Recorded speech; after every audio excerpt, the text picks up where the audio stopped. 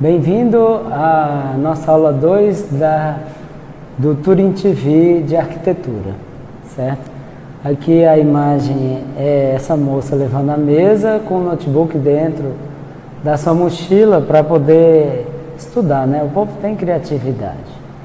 Aí, bem, sinal magnitude e complemento de 2, tá? O que são esse sinal magnitude e complemento de 2? São formas que o computador tem para numerar, para considerar os números no seu hardware, porque vocês têm que imaginar a memória como um bit. Então é o sim ou não, apagado ou aceso.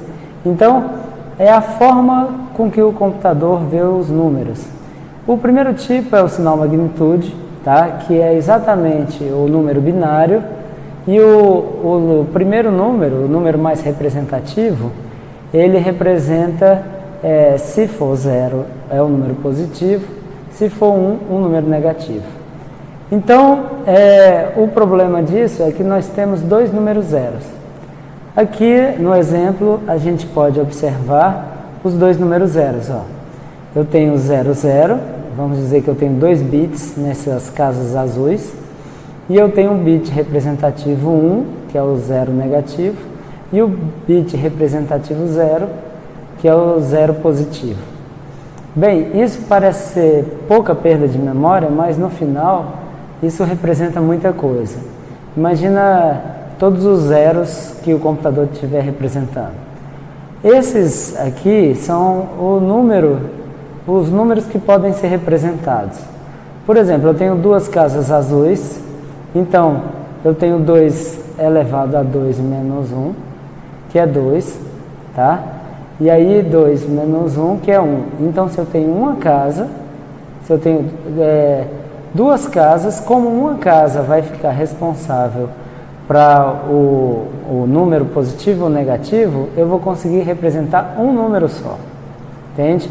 Então, se eu tenho 3 casas, como esse exemplo, então ficaria 2 elevado a 3 menos 2, que daria 4 menos 1, que vão ser 3. Então, a partir dessas três casas, eu consigo representar só o número 1, que seria 1 aqui, 2, que seria 1 aqui, e 3, que é esse caso aqui, tá? Então, entendam bem, essa fórmula permite que você calcule, a partir do número de bits que você tem, quantos números você pode representar, até qual número você pode representar, tá? Bem, como é que é feita a adição e a subtração do sinal magnitude? É bem parecido com o que nós fazemos na escolinha. Por exemplo, 9 mais 2 dá 11 e vai 1.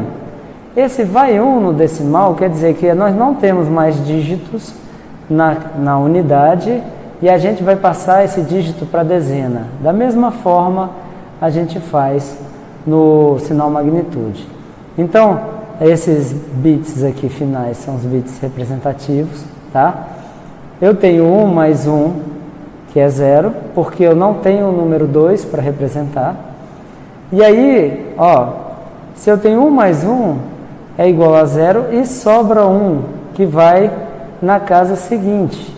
Que esse 1 na segunda casa equivale a 2, a esses 2. Da mesma forma, aqui, ó, acontece a mesma coisa, o mesmo conceito, tá?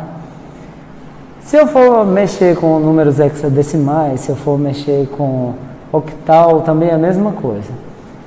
Eu tenho um sinal magnitude hexadecimal, então se é 12, 12 mais 12, 24, só que não existe o número 24 em hexadecimal, só existe até o número 15. Então eu diminuo por 16, eu deixo o 8 aqui, que foi o restante dessa conta, e aí vai 1. Esse vai 1 equivale a esse 16.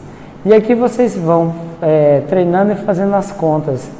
Nesse caso, vocês vão treinando, eu quero que vocês testem isso em vocês, está bem explicadinho, ó. Quando passa do 16, você subtrai 16, esse 16 vira o vai 1, tá?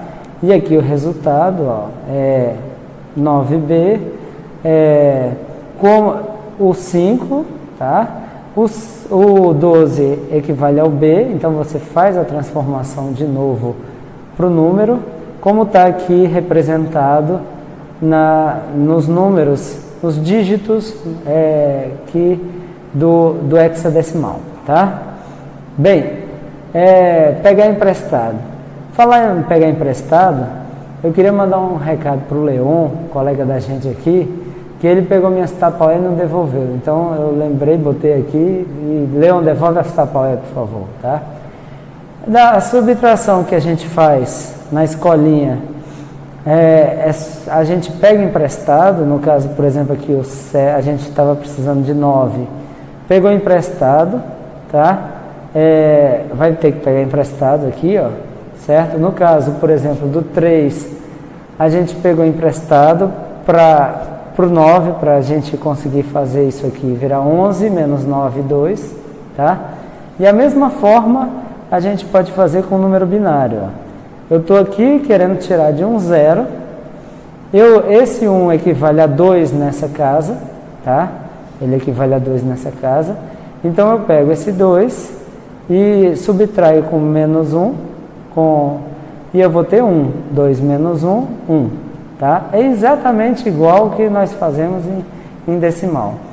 Em hexadecimal é a mesma coisa, só que essa passagem começa a valer 16. Ó. Eu tenho 7, quero tirar 9.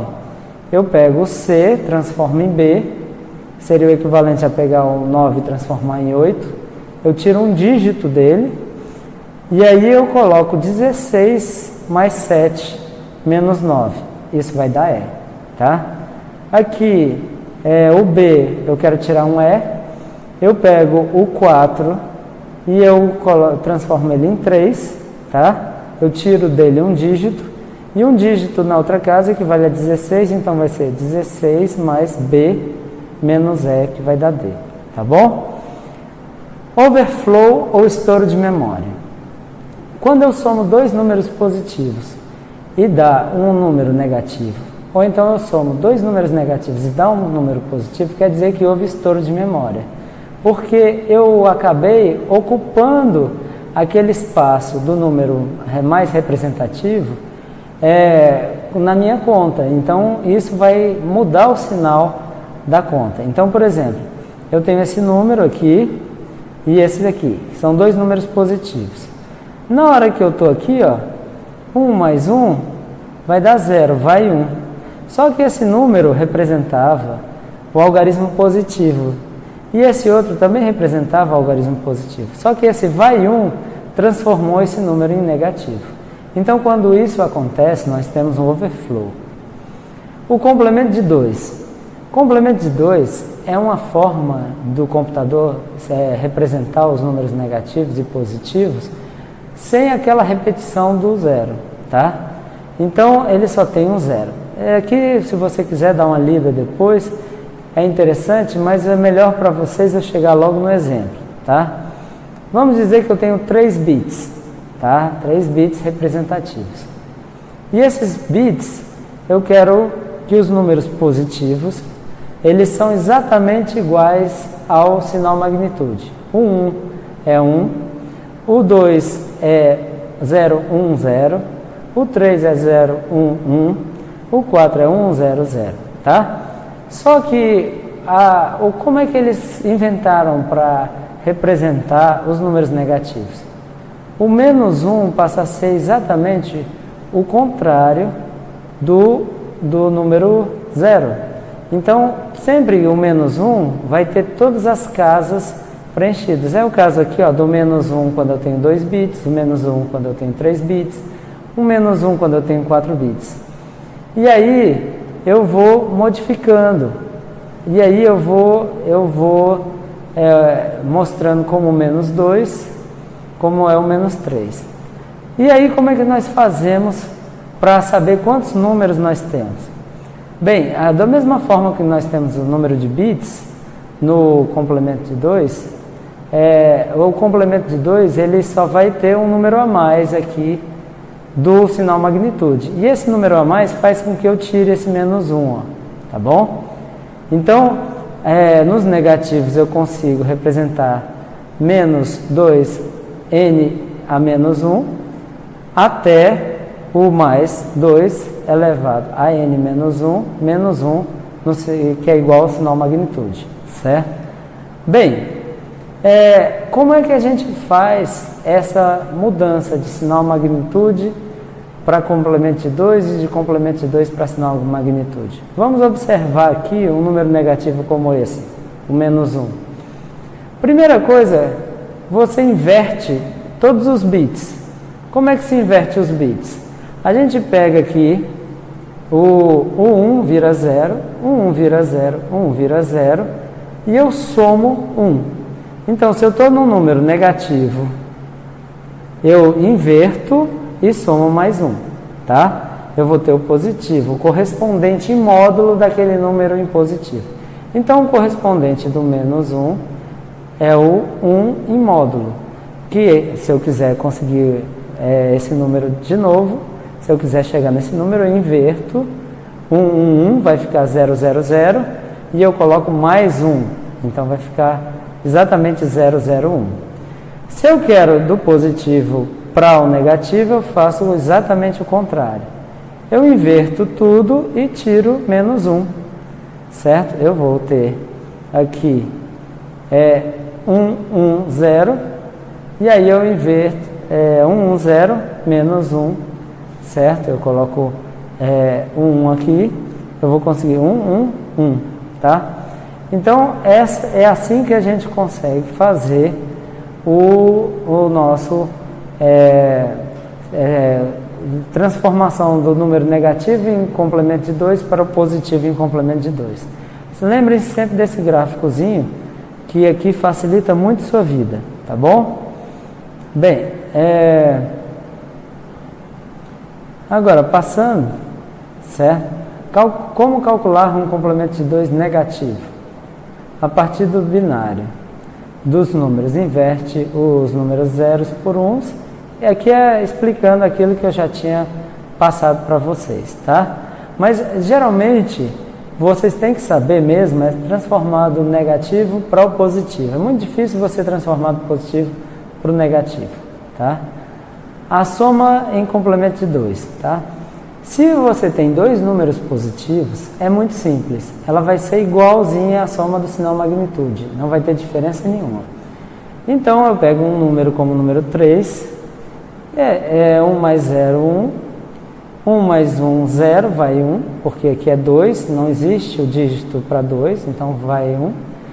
Aí fica o número 101 em binário, tá? Nada demais, a gente já faz isso, tranquilo.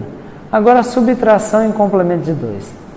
Imaginem a subtração como se ela fosse o mais com o menos. É uma soma, o computador vê como uma soma, tá? Então, como é que é feita essa conta? O 7 em binário é 1, 1, 1.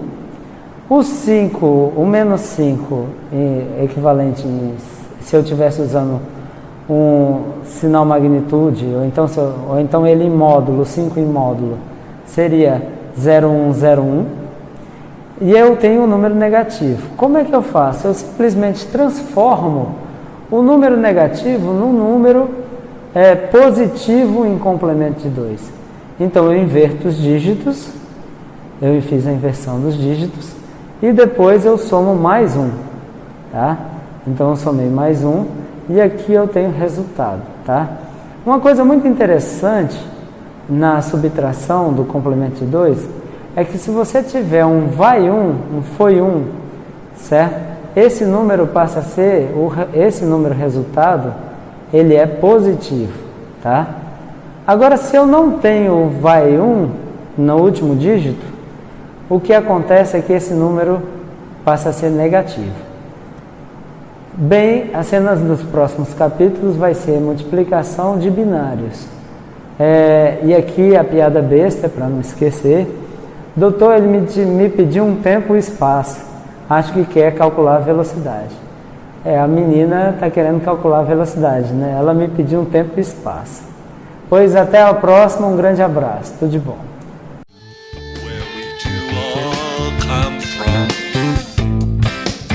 Where do we all come from?